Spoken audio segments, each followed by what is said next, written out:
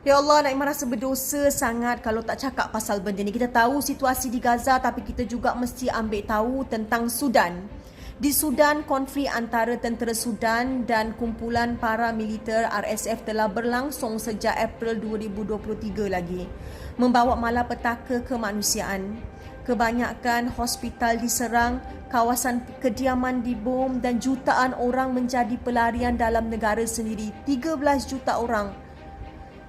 Di Darfur, di Bandar El Fasher, serangan drone telah membunuh ramai orang awam termasuk wanita dan kanak-kanak serta memusnahkan pelindungan pelarian.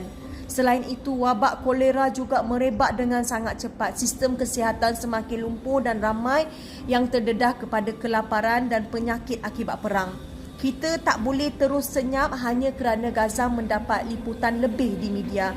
Penderitaan di Sudan juga wujud dan ia memerlukan sorotan dan bantuan tekanan global pada pihak berkuasa dunia, PBB, media antarabangsa, United Nations, kerajaan-kerajaan.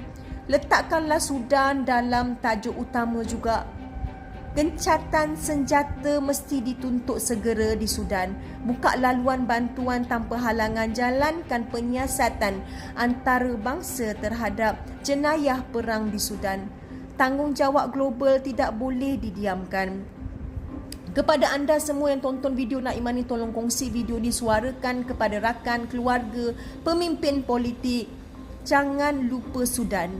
Sokong NGO yang beroperasi di Sudan, tanda tangan petisyen, tekan media agar lebih fokus pada Sudan. Kita boleh jauh daripada Sudan secara fizikal, tapi suara dan perhatian kita boleh menyelamatkan rakyat Sudan punya nyawa ni. Naimah tak sanggup diam apabila tengok penderitaan kemanusiaan ni. Kita bersuaralah, bertindaklah sekarang.